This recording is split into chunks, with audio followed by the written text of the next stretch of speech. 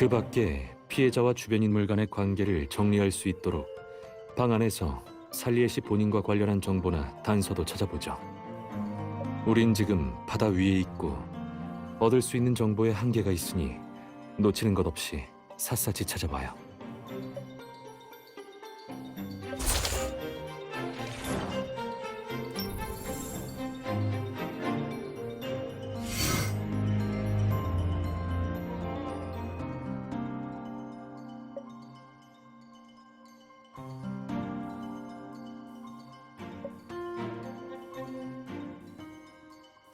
와인잔의 상태가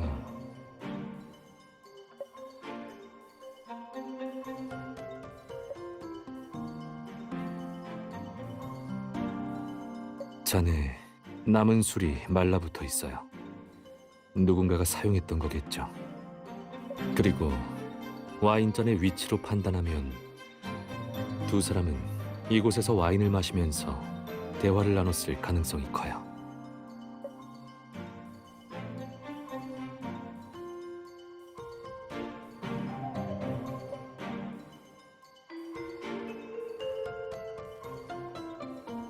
단정 지을 순 없어요. 리오 씨가 오기 전에 살리에 씨와 술을 마신 사람이 있을 가능성도 있으니까요. 게다가 이 쓰러진 잔이 더 신경이 쓰이네요. 왜 이렇게 놓여 있던 걸까요?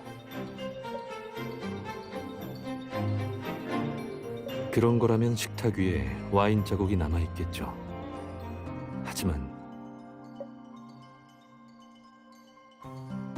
아무것도 없이 깨끗해요. 하지만 주변 바닥에는 흩뿌려진 술 얼룩이 남아 있어요. 아무리 봐도 와인잔이 쓰러지면서 남긴 흔적은 아니에요. 이 와인은 마신 게 아니라 누군가의 얼굴에 뿌려진 것 같아요. 와인을 뿌린 사람은 화를 주체하지 못하고 와인잔을 식탁 위에 대충 던졌고요. 그리고 흩뿌려진 와인 중 대부분은 그 사람의 몸 위에 뿌려졌고 남은 일부는 공중에서 떨어져 이런 흔적을 남긴 거고요.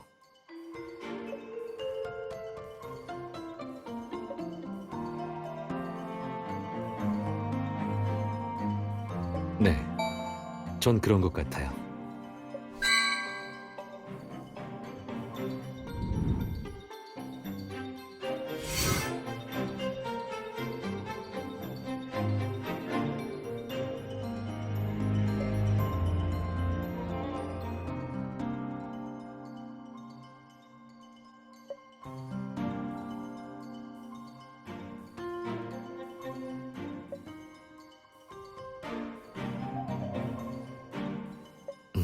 맞는 것 같아요.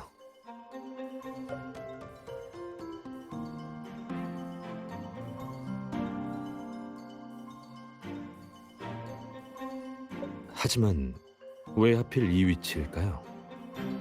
게다가 여길 보세요.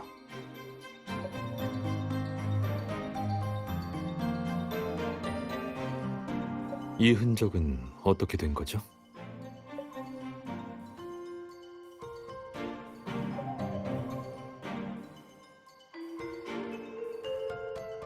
배가 흔들려서 남긴 흔적이라면 액자의 중앙이 아닌 테두리에 남았을 거예요.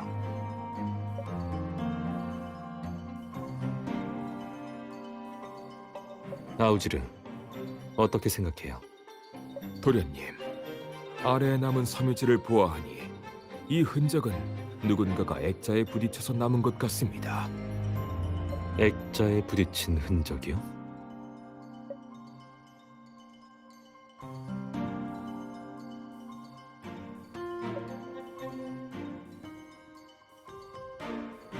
이 액자의 높이와 두 흔적의 위치로 판단하면 더 정확히 말해서 누군가가 살리에 씨의 머리채를 잡고 액자에 내리쳐 생긴 것 같네요.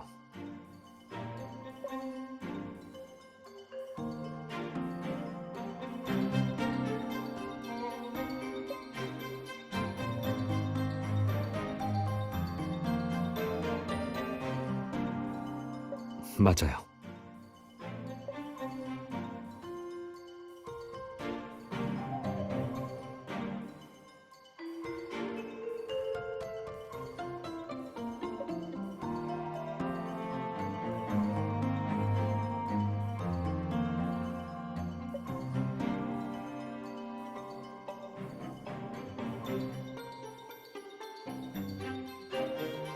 그렇네요. 대체 어떻게 된 일일까요?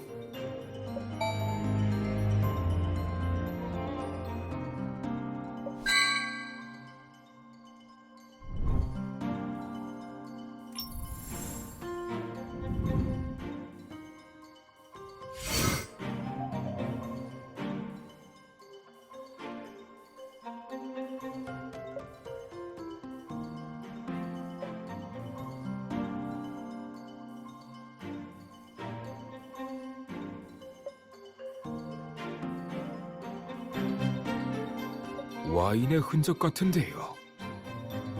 이 흔적의 모양은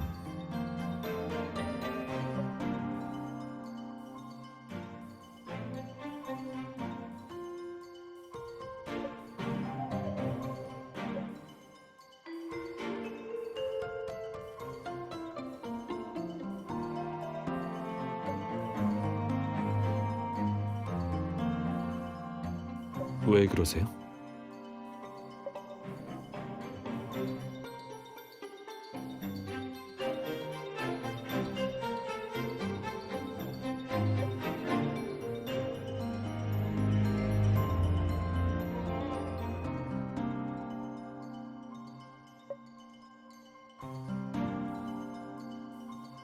누군가에게 밀쳐져 소파에 쓰러졌을 가능성이 높겠네요.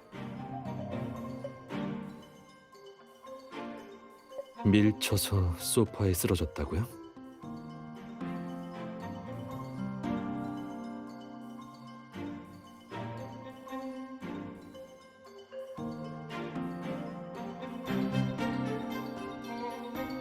대체 누굴까요?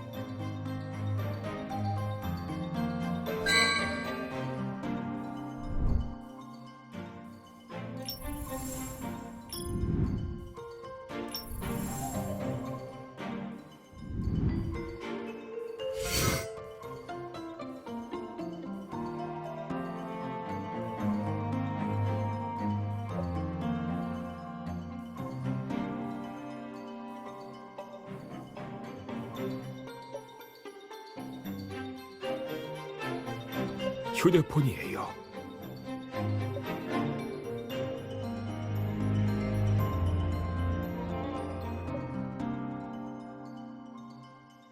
맞아요. 하지만 고장이 나 있습니다.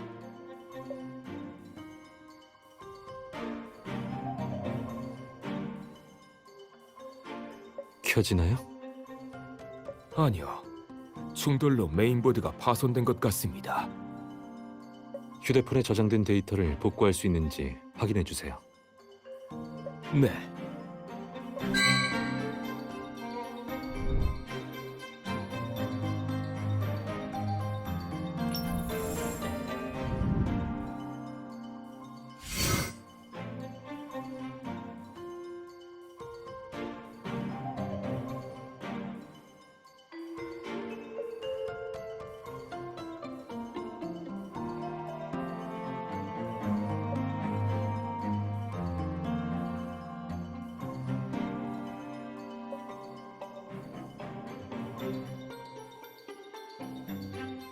과도한 음주는 바람직하지 않다는 걸 더 많은 사람들이 깨달았으면 좋겠네요.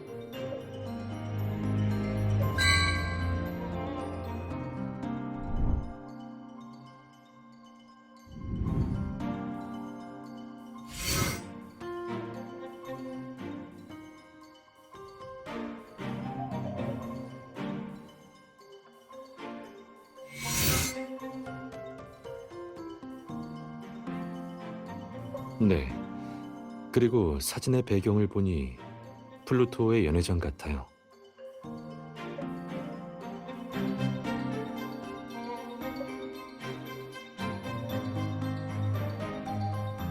이건 리오 씨에게 물어봐야 알 수 있을 것 같아요.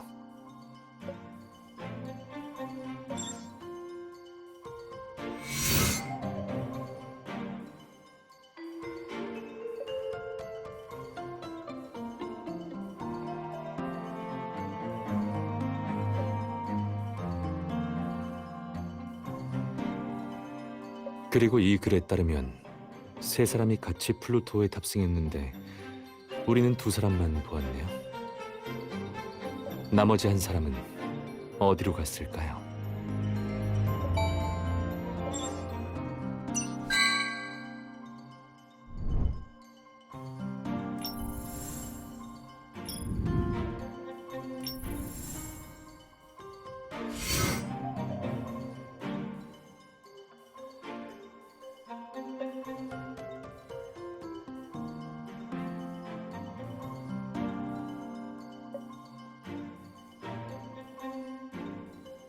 플루토가 경매의 판매자들을 위해 준비한 경매품 케이스예요. 이 케이스는 판매자가 자체적으로 보관해야 한다는 자료를 본 적이 있어요. 판매자는 경매가 시작되기 2시간 전에 주최 측에게 케이스를 제출한다고 해요.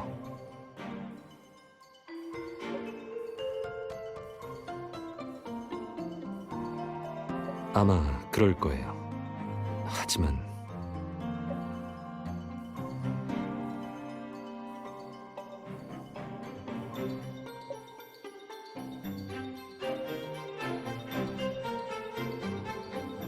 전에 말했던 플루토 경매의 특색을 기억하시나요?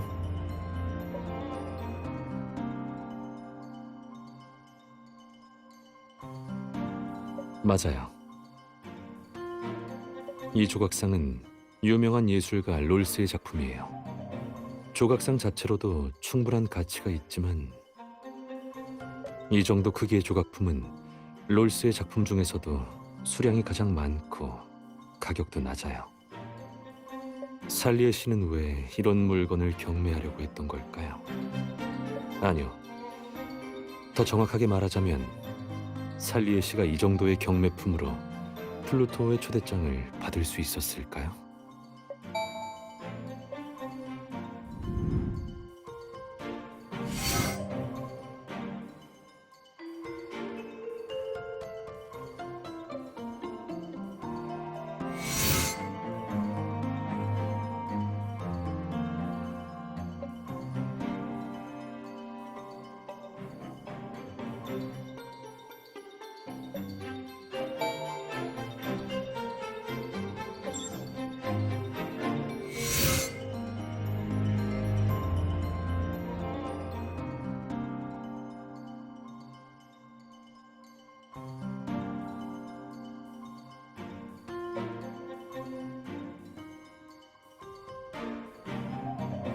맞아요. 그리고 이 칸에 적힌 숫자는 아마 복용 시간인 것 같아요.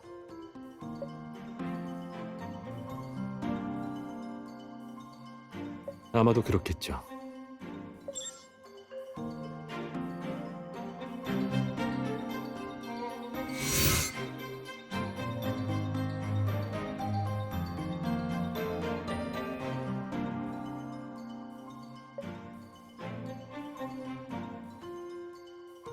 어제 저녁 18시에 살리에 씨는 살아있었어요. 리오 씨의 진술과 일치해요.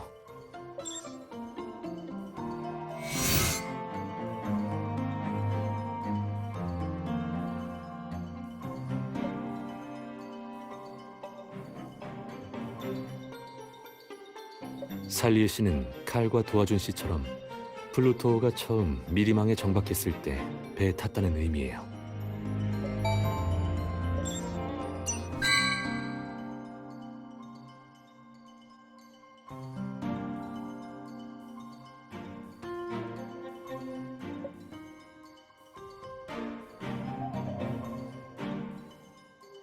맞아요. 그런데 이런 데서 얘기를 나누는 건 적절하지 않은 것 같으니 다른 곳으로 가죠. 플루토에서 살인 사건이 났다고요?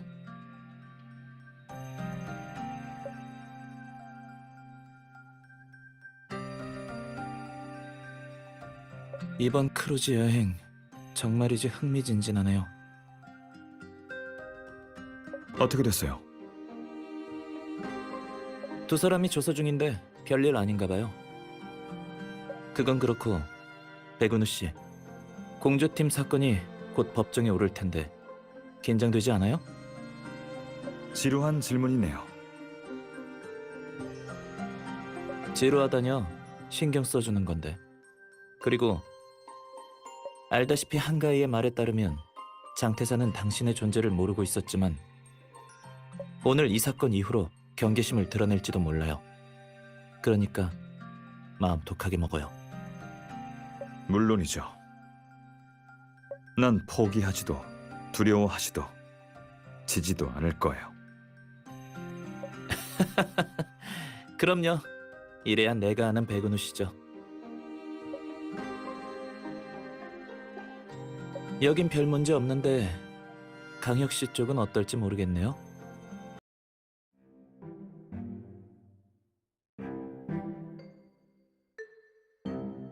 혜진 왔습니다. 혜진? 누구시죠? 못 보던 분들인데요.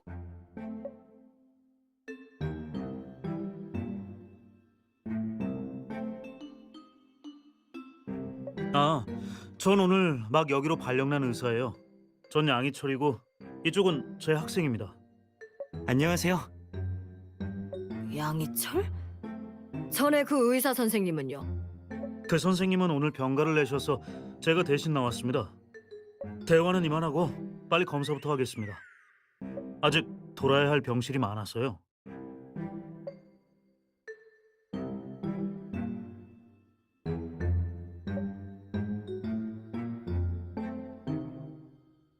도와준을 아세요?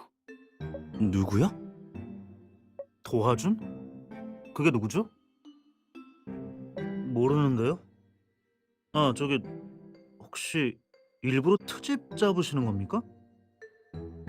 혜진이라는데 뭔 질문이 이렇게 많아요. 안 비키시면 저희도 그냥 나가겠습니다. 미리 말하지만 환자한테 무슨 일이 생겨도 우린 책임 못 져요.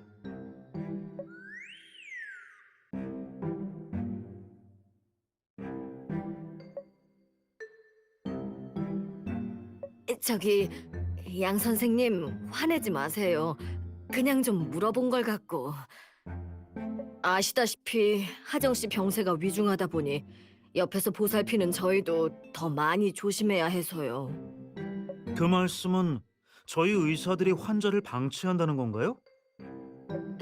그게 아니라 제가 말주변이 없어서 그런 거니까 마음에 담아두지 마시고 상태 좀 봐주세요.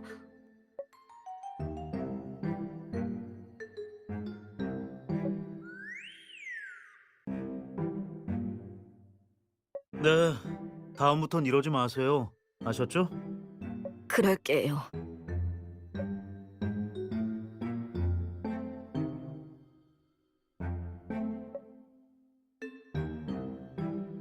이게 대체 어떻게... 정말 큰일이군. 선생님, 왜 그러시죠? 한마디로 끝낼 상태가 아니군. 간병인분, 어서 가족분께 오시라고 연락하세요. 하정 씨 가족은 다들 외지에 있어요. 바로 오긴 힘들 텐데 무슨 일인지 저한테 말씀하시면 돼요. 어쩔 수 없군요. 그럼 사무실로 잠시 따라오시죠. 네? 사무실까지 가야 하나요? 그럼요. 잡담은 그만하고 어서 가시죠.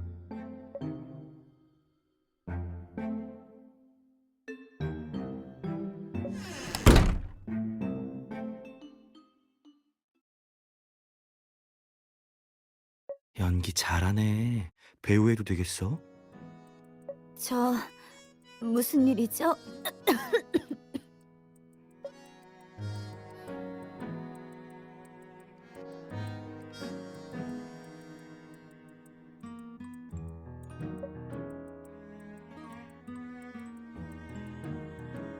도화정 씨, 무서워하지 마세요.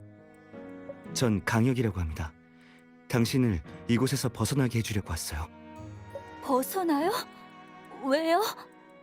당신의 동생 도화준을 위해서요.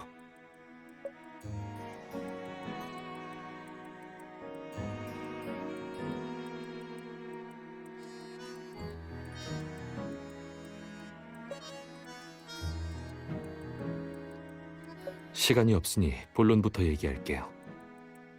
살리에 씨의 죽음과 좀 전에 181705에서 본 것들을 조합해봤을 때 떠오르는 게 있나요?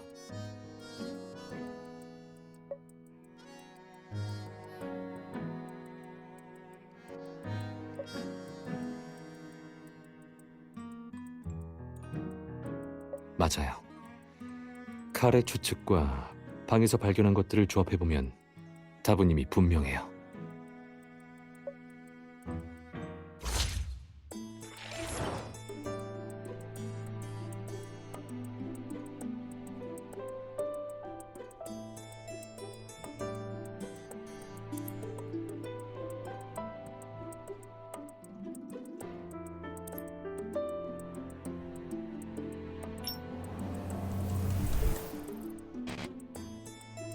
이 정보로는 쓸만한 결론이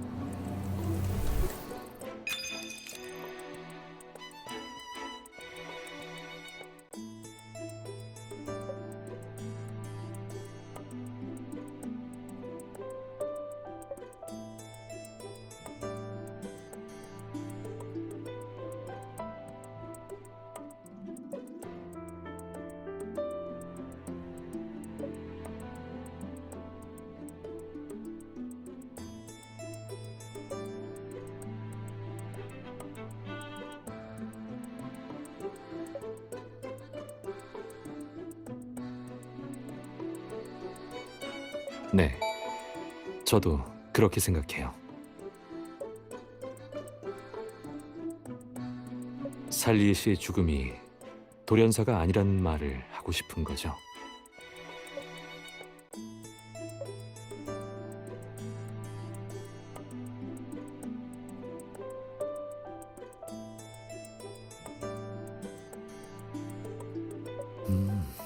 이유가 뭐죠?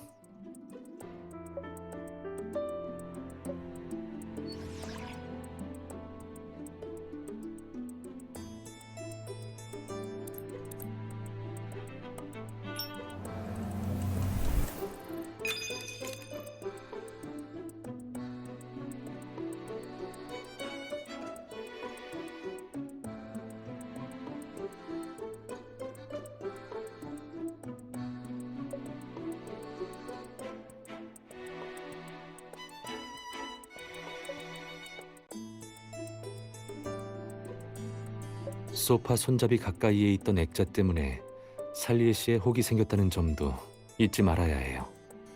이 세 가지 정황으로 보면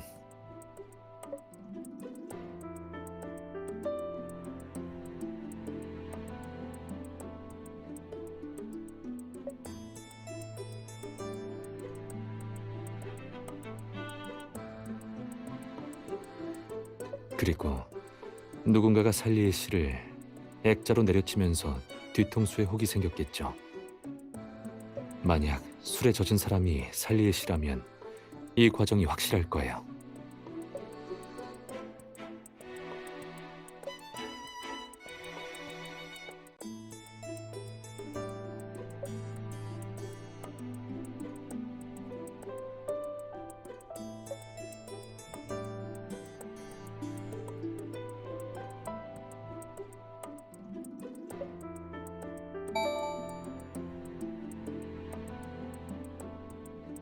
그래서 살리에 씨의 사망 원인은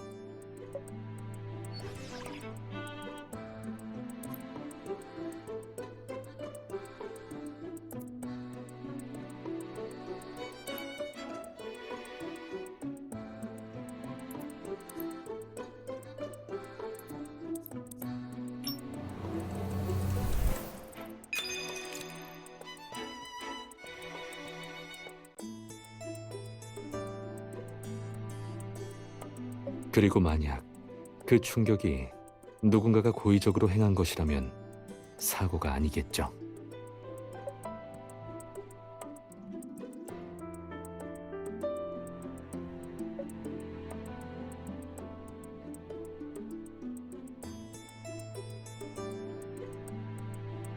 물론이죠. 뇌출혈 가능성도 있으니까요. 전문적인 부검을 진행하지 않았기 때문에 칼의 판단이 틀릴 수도 있어요. 하지만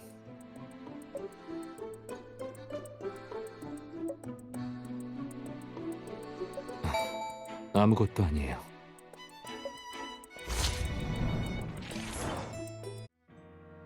아우지르에게 살리에 씨의 후두부에 혹이 난 구체적인 상황을 확인해 보라고 전했어요. 그 혹이 액자에 난 흔적과 같은 것이라면 추측이 성립되겠죠.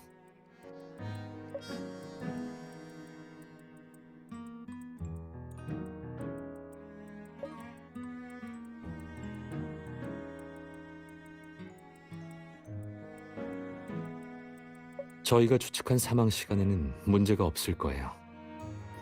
그 직원의 상태를 관찰해 봤는데 거짓말 같진 않았거든요.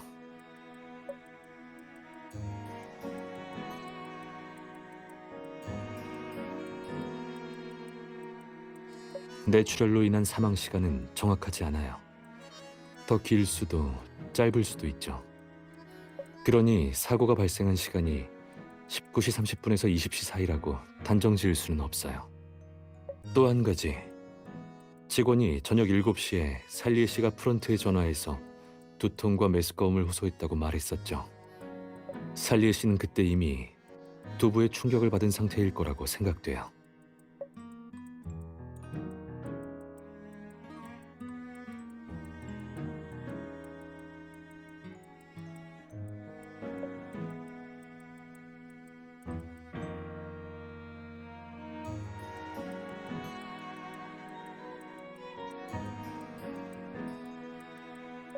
맞아요.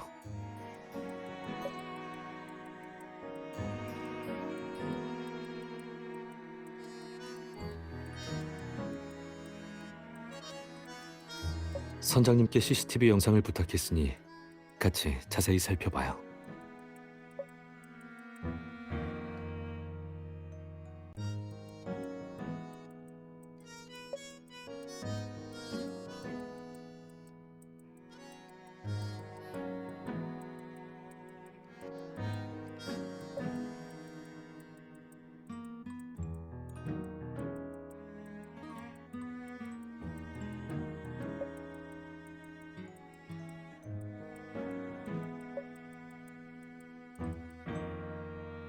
그 김에 리오 씨와 살리에 씨가 내놓으려던 경매품과 사라진 제3의 인물에 대해서도 물어보도록 하죠.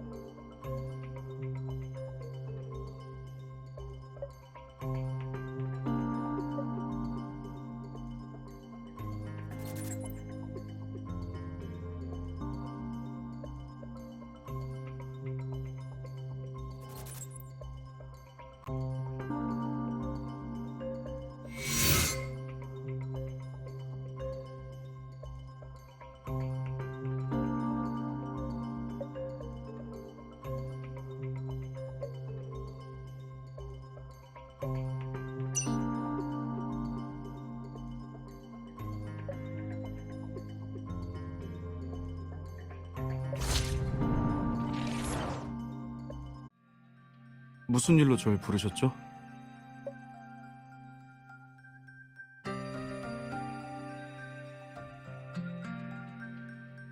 질문이요? 스승님의 죽음에 이상한 점이라도 있나요? 아니요. 그저 의례적인 질문일 뿐이니 긴장 푸세요. 그렇군요.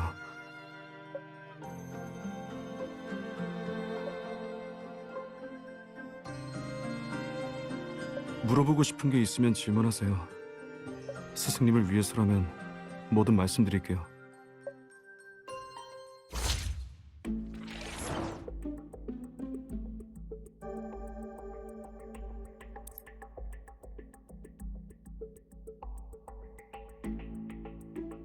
네, 물론이죠.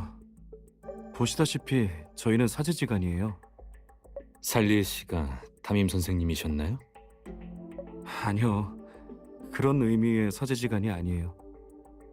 전 가방끈이 짧거든요. 제 담임 선생님일 리가 없죠. 사실 전 스승님이 거둬주신 불황아예요. 네, 절 줄곧 키워주셨어요. 예술품 감상과 경매에 관한 지식과 기술도 가르쳐 주셨고요. 그리고 함께 각종 경매에도 참여했어요.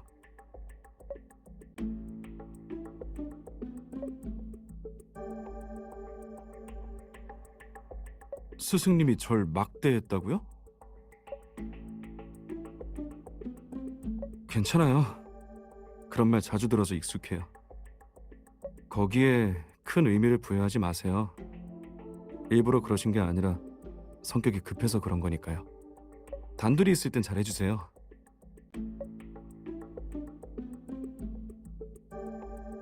살리에 씨한테 많이 고마워하시는 것 같네요. 그럼요.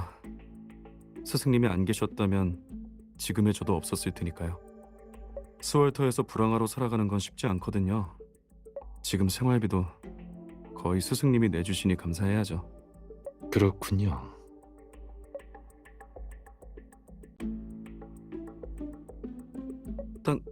당연하잖아요. 아니면 뭘 더 어떻게 생각해야 하는데요?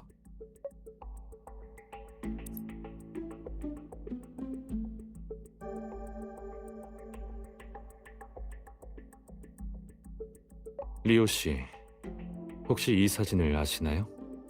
아, 이 사진은 저와 스승님 그리고 친구와 같이 찍은 평범한 사진이네요. 특별한 의미는 없어요. 그래요. 사진의 배경은 누가 봐도 플루토의 연회장인데요. 뒷면에는 손글씨가 적혀 있고요.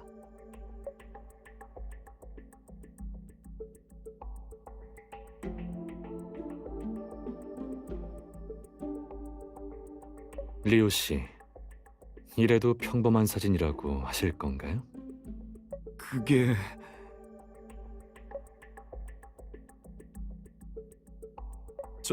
전에 이 친구와 같이 플루토에 탑승해서 사진 한 장 찍었어요. 이상할 것 없잖아요.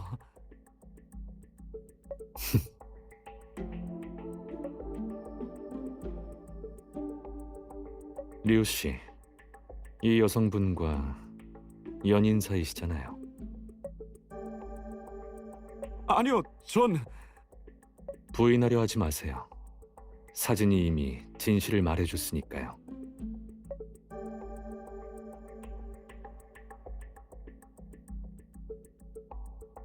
사진 속 세 분은 각자 포즈를 취하셨지만 리오 씨와 금발 여성분의 표정과 동작이 비슷하다고 느껴지지 않나요? 심리학자의 한 연구에 따르면 오랜 시간 가깝게 지낸 사람, 특히 연인은 무의식적으로 상대방의 표정과 동작을 따라하고 그게 점차 습관이 된다고 해요. 그리고 그 직접적인 결과는 바로 사진 속 당신들의 모습이죠.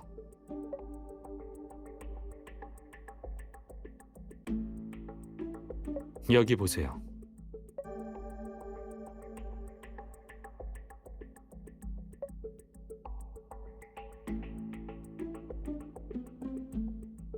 이게 실질적인 증거죠.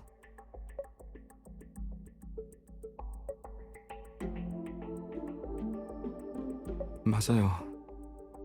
이 사람은 제 여자친구예요.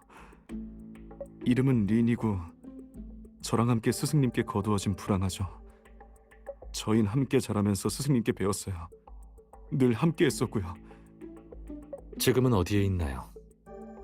왜 두 분의 관계를 부인하신 거죠? 왜냐하면 죽었으니까요. 전 그 일을 떠올리고 싶지 않아요.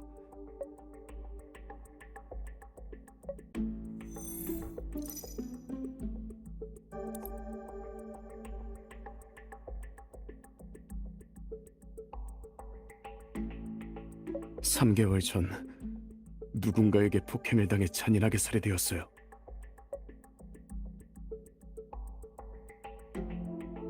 범인은 찾았나요? 아니요. 현장이 깨끗이 치워져 있었고 지금껏 범인을 찾지 못했어요.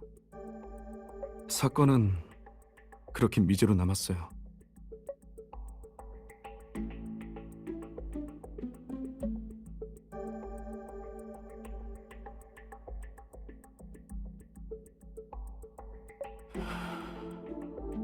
저흰 서로 지켜주고 보호해주며 함께 자랐어요. 리는 제게 소중한 사람이에요.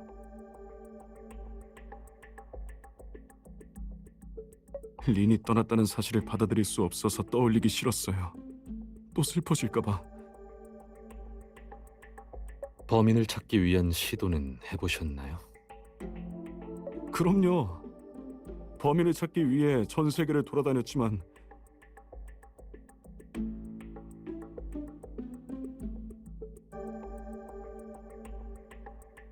경찰과 마찬가지로 소득이 없었어요.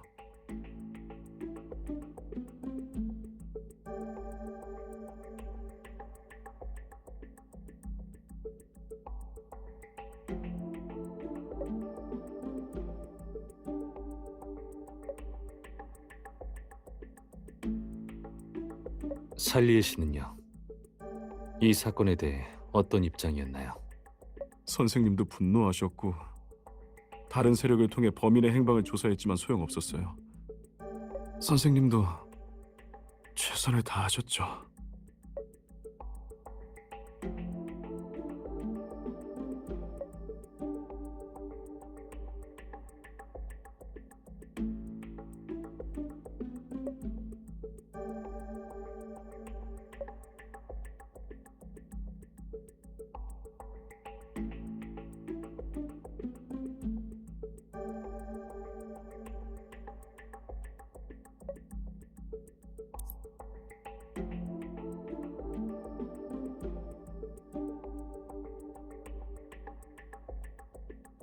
네. 어젯밤 6시에는 이튿날 경로에 대해 논의하기 위해 스승님이 계시는 방으로 갔어요. 저흰 술을 마셨고 30분 정도 이야기를 나눈 뒤 헤어졌죠. 대화 과정에서 갈등이 있었나요? 아니요. 저와 스승님 사이에 갈등 같은 건 없었어요. 그런가요? 그럼 181705에서 나올 때까지도 모든 게 정상이었단 말씀이시죠? 네. 모든 게 정상이었어요. 리오 씨, 그럴 리 없을 텐데요. 네?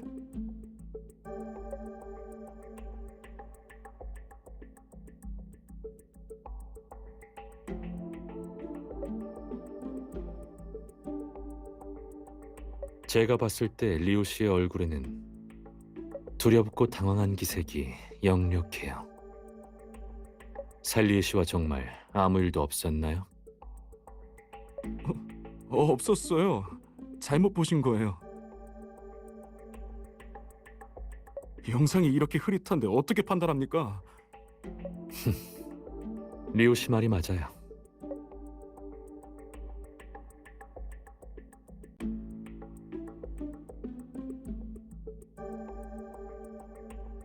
참, 181705에서 롤스의 조각상을 발견했어요. 경매에 나갈 물건인가요? 맞아요. 확실해요? 이 정도 크기의 롤스 조각상은 경쟁이 치열하지 않은 걸로 알고 있는데 두 분은 이 조각상으로 초대를 받으신 건가요? 맞아요. 무슨 문제라도 있나요? 아니요. 그냥 여쭤본 거예요.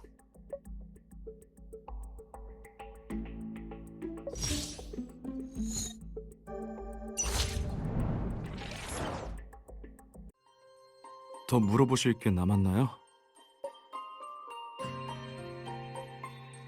아닙니다. 근데 두 분은 스승님의 죽음에 관해서 아닙니다. 그럼 가볼게요.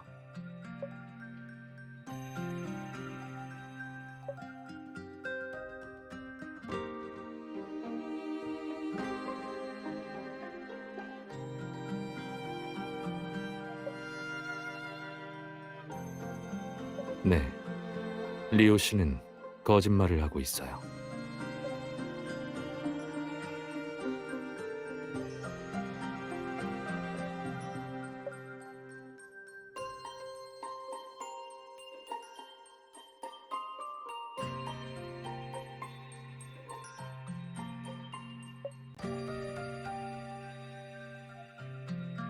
그리고 린 씨의 사인에도 이상한 점이 있어요.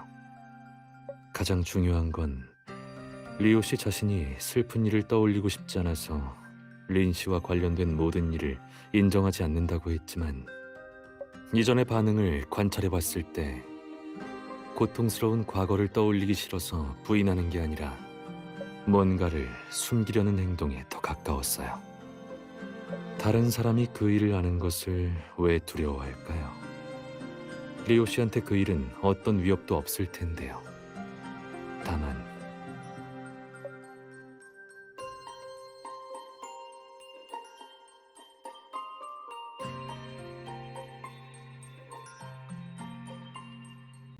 저도 그렇게 생각해요.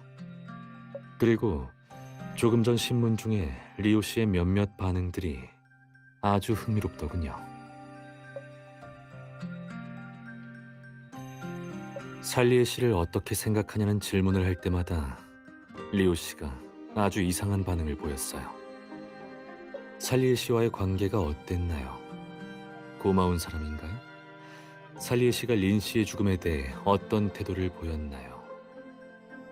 이런 질문을 할 때마다 리오 씨의 대답과 표정 그리고 동작이 하나같이 의심스러웠어요. 특히 린 씨와 관련한 질문에서는 리오 씨가 굉장히 화가 난 게 느껴졌죠. 그 분노는 범인을 잡지 못해서가 아니라 상대를 제대로 죽이지 못한 것에 대한 후회였어요.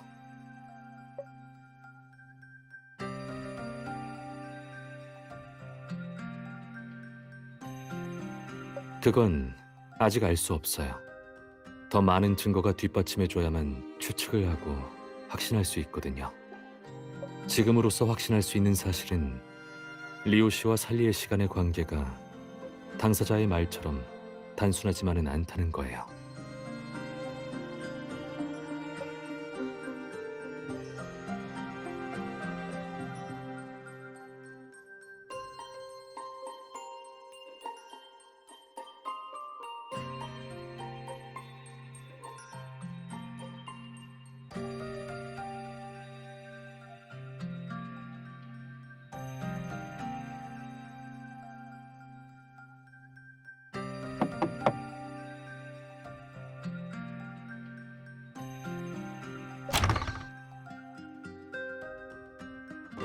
무슨 일이죠?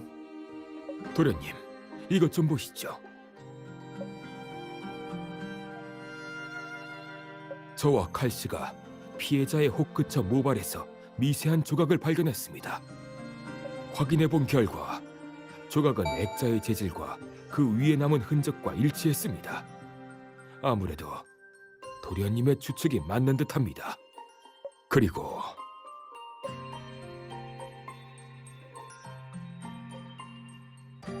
살리에 씨의 휴대폰 데이터를 복구했는데 그 안에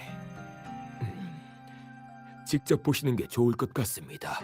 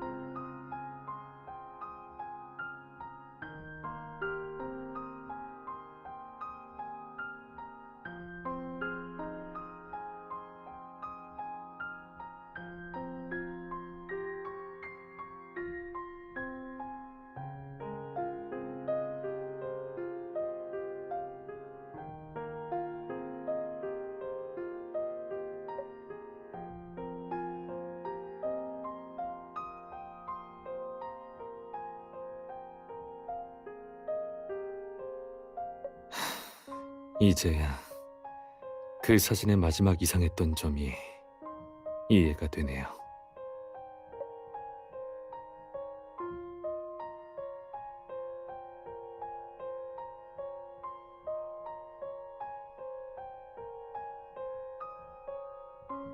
여길 봐요. 린 씨는 그냥 서 있는 것 같지만 자세히 보면 팔에 힘을 주고 살릴 씨와 최대한 떨어지려 하고 있어요. 저는 린 씨의 이런 반응이 대체 어떤 감정에서 온 건지 알 수 없었어요. 반항? 회피? 아니면 낯가림? 그런데 이제 알겠네요. 그게 공포였다는 걸. 린 씨는 살리에 씨의 접촉을 두려워한 거예요.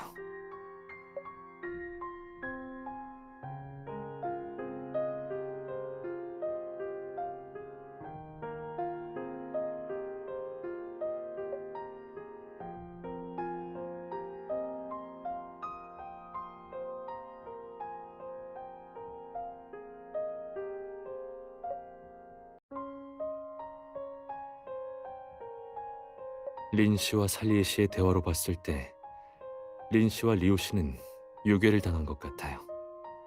두 사람은 인신매매범에게서 도망친 후 길거리를 전전하다가 살리에 씨의 집으로 가게 된 거죠.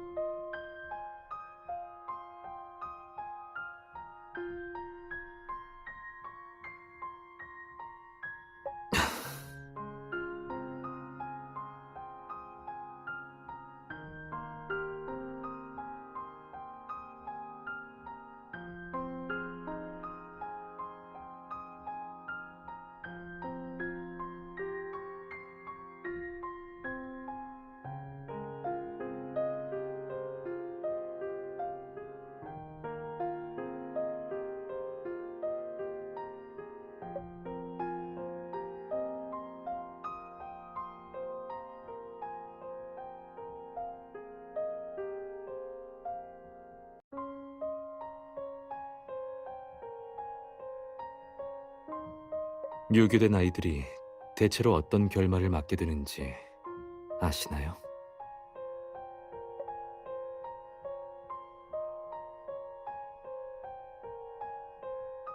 팔려가고 착취당하고 강제 노동을 하고 심지어 누군가의 범죄의 도구가 되기도 하죠.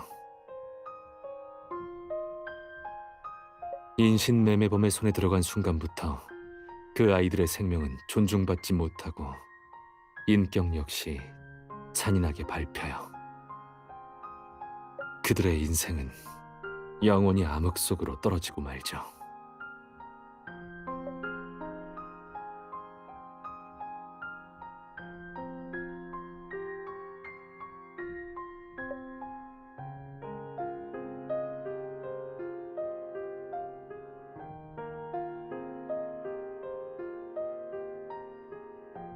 네. 하지만 도망친 후에 마주해야 하는 일도 적지는 않아요. 가정으로 돌아가지 못한 아이들은 자신이 겪은 일들을 증명하기 힘들었을 테고, 길을 떠도는 아이들은 사회에서 점점 소외되었겠죠. 신분이 없으니 권리를 주장하기 힘들고, 어두운 과거와 생존이라는 본질적인 공포가 평생 그들을 따라다닐 거예요. 어쩌면 여생을 영원히 트라우마 속에서 살아갈지도요.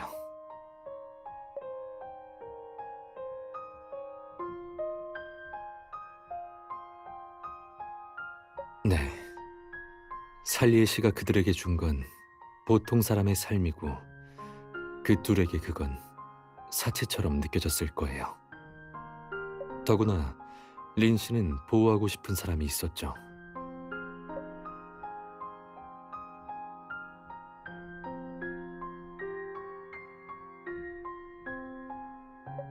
하지만 이 세상에는 이런 불공평이 넘쳐나요. 전 세계적으로 이런 악질적인 사건은 매년 수없이 발생해요. 그중 진짜 집으로 가는 길을 찾는 아이들은 극소수죠.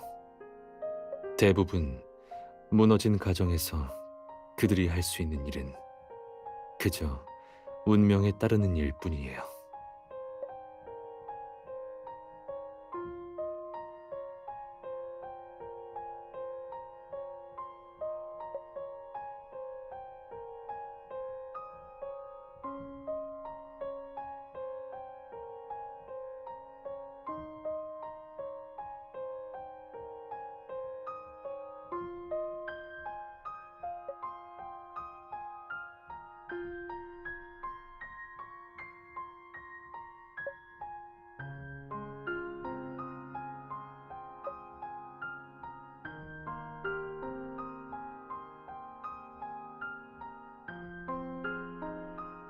괴로워 마세요.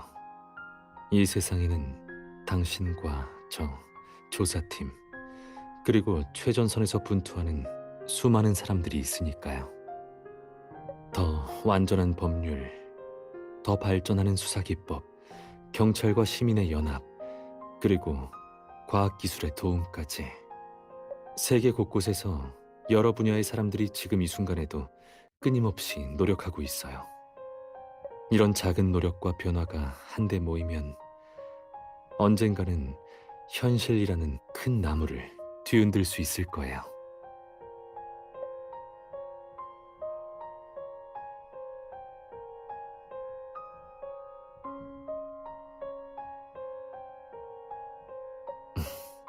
별 말씀을요. 자, 본론으로 돌아가죠. 살리에 씨의 휴대폰 속 정보와 혹에 대한 결과를 종합해보면 리오 씨의 혐의는 아주 무거워요.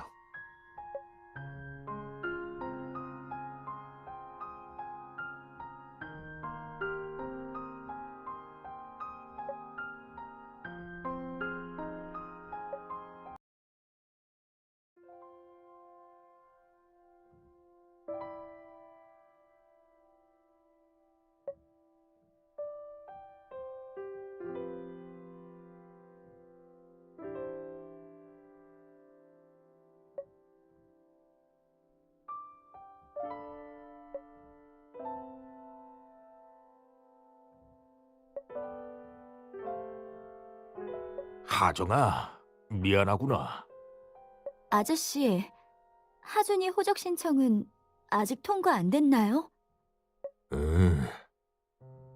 하정아, 아저씨가 해줄 수 있는 건 단념하라는 말밖에는 없구나. 우리 같은 일을 겪은 사람들은 일반인들처럼 살 수 없어. 네가 어떻게 살아왔는지는 네가 제일 잘 알잖니. 하준이가 너 같은 누나를 만난 것만으로도 이미 행운이란다. 그냥 지금처럼 살면 안 되겠니?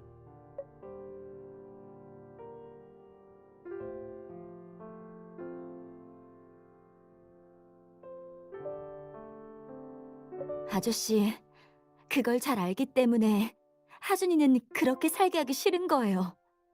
아저씨도 보셨듯이 하준이는 똑똑한 애예요. 그런 일을 겪지만 않았어도 원래대로라면 아름답고 찬란한 인생을 누렸어야 했다고요. 하준이 스스로도 돌아가고 싶다고 말했어요. 전 하준이가 집으로 돌아갈 방법을 찾는 것뿐이고요.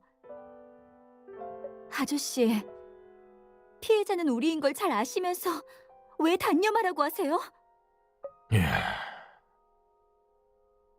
네가 계속 그렇게 고집부리겠다면 미림시 정부의 규정에 따라 네가 믿을 만한 보호자를 찾아서 대리 신청을 하면 희망이 있을지도 모르겠구나.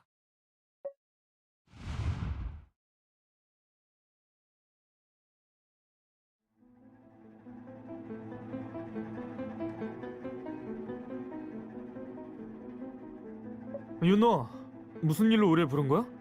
살리의 사건에 진척이라도 생겼어?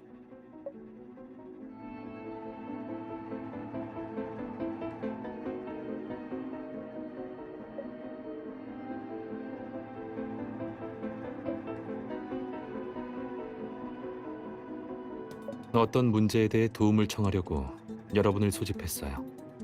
윤 선생님, 어떤 문제죠? 간단해요. 여러분이 유괴된 아이라고 가정해봅시다.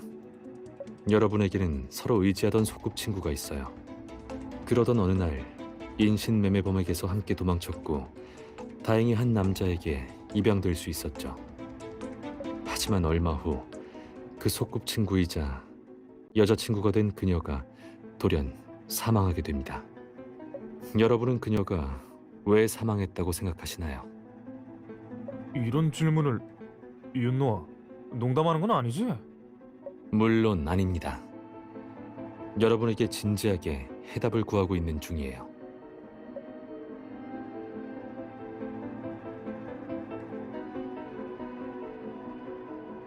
자, 이제 대답을 해주세요. 병으로 세상을 떠났을 수도 있지 않을까? 뜻밖의 사고 같은? 돌연사라고 하셨으니 그럼 돌발 사고를 겪은 게 아닐까요? 남은 두 분은 어떻게 생각하세요?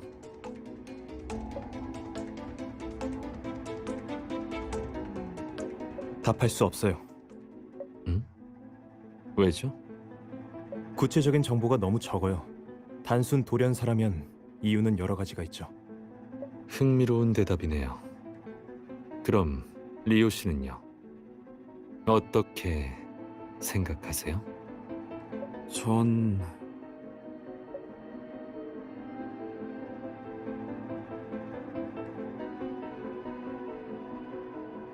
모르겠어요. 생각이 안 나네요. 리오 씨도 답을 모르겠다고요? 왜죠? 별다른 이유는 없어요. 그냥 답이 생각나지 않아요.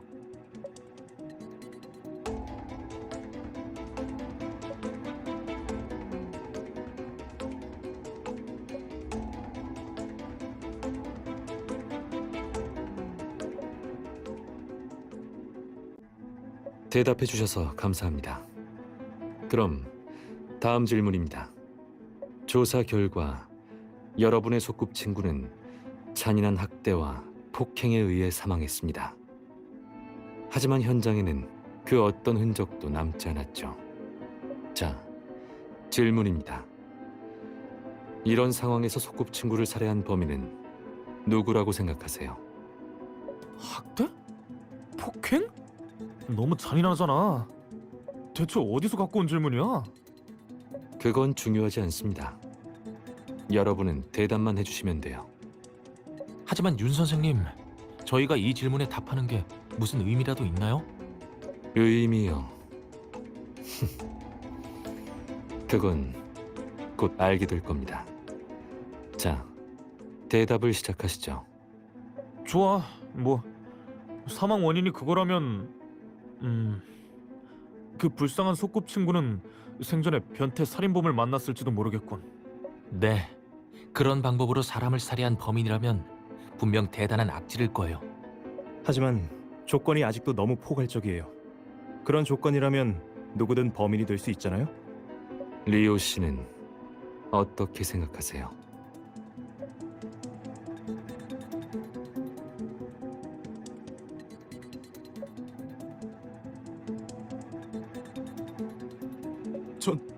전 몰라요. 리오 씨, 왜 그러시죠? 리오 씨와 딱히 상관이 없는 질문일 텐데요. 왜 이렇게까지 긴장하시는 거죠? 누가 긴장했다고? 누가 소꿉친구를 살해했냐는 질문이잖아요. 제 생각엔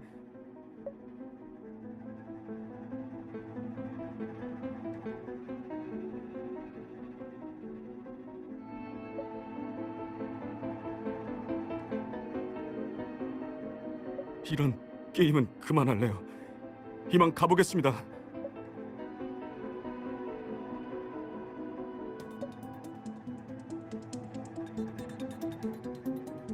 왜 갈 수 없다는 거죠? 물론 가면 안 되죠. 당신이 살리에 씨를 살해한 범인이니까요.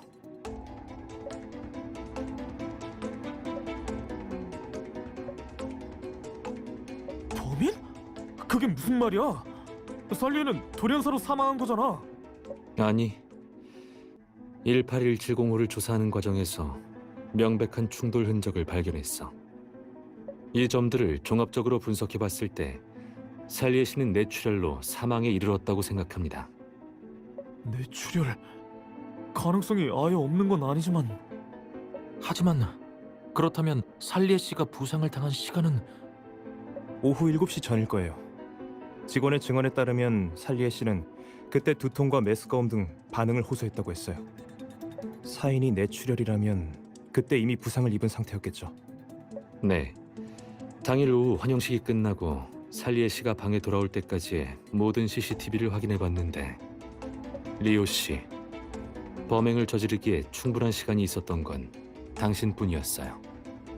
헛소리 마요. 제가 나올 때만 해도 스승님은 분명 멀쩡하셨다고요. 부상 같은 건 없었어요.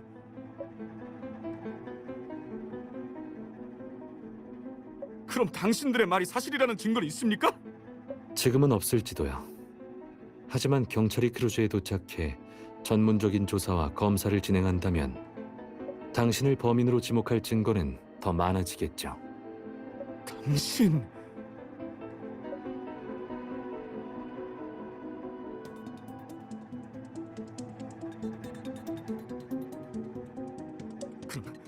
그럼 동기는요? 전 스승님을 살해할 동기가 없어요. 아니요. 당신에겐 동기가 있어요. 동기는 방금 그 질문이에요. 뭐라고요?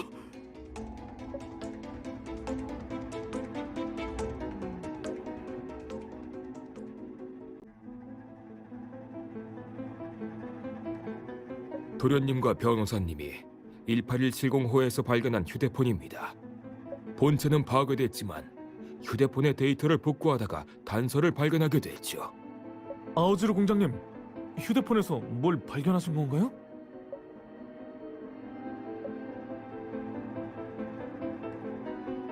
저희가 발견한 건 방금 그 두 질문의 답이었어요.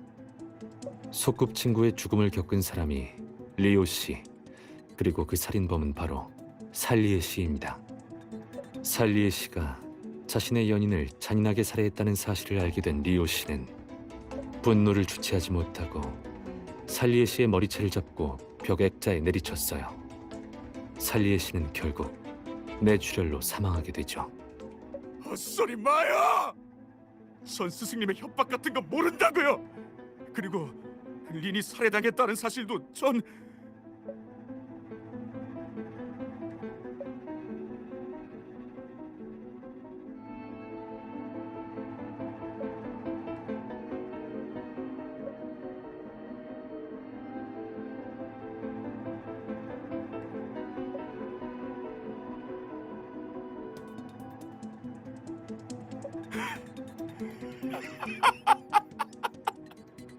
그래요. 제가 죽였어요. 제가 그 짐승을 죽였어요. 그래서요? 그 자식이 얼마나 리를 괴롭혔는데요. 죽어도 싸다고요. 전 그냥 제가 해야 할 일을 한 것뿐이에요. 제가 뭘 잘못한 거죠?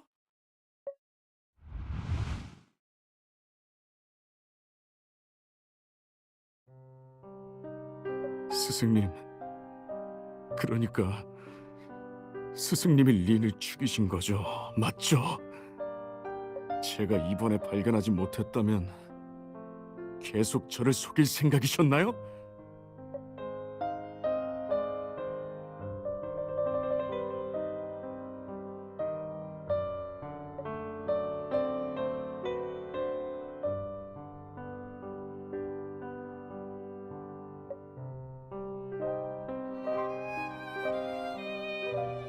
그래, 나야. 그게 뭐 어땠어? 리오, 내가 그따위 걸 무서워할 거라고 생각하는 건 아니지? 린한테 사과하세요. 사과?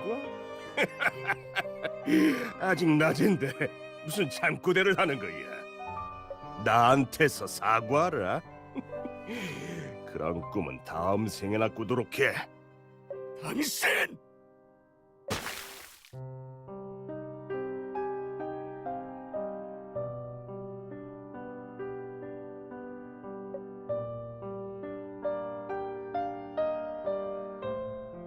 너 따위가 감히!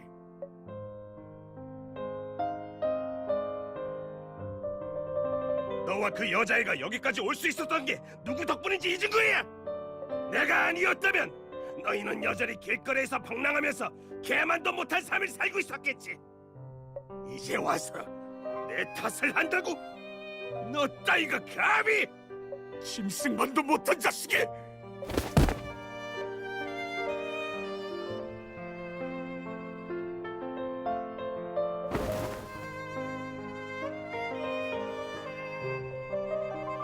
마지막으로 한 번만 더 말하겠어.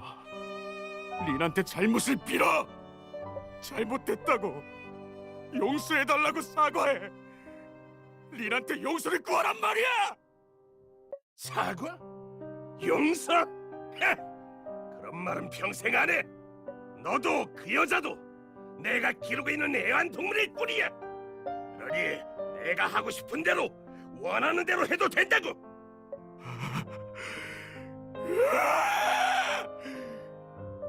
죽여버릴 거야.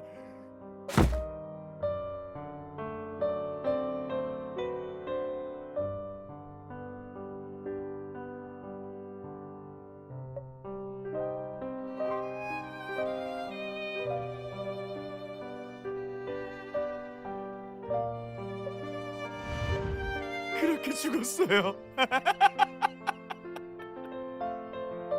제가 죽였어요.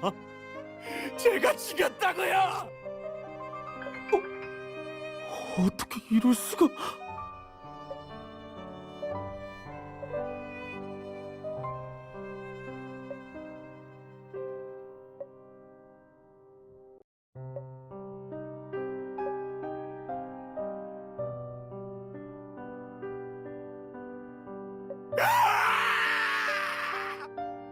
린, 봐봐. 나 널 위해 복수했어. 더 이상 그 녀석 앞에서 주눅들지 않아도 돼. 더 이상 무서워하지 않아도 돼. 린, 이제 너한테 갈게. 아우지르, 막아요.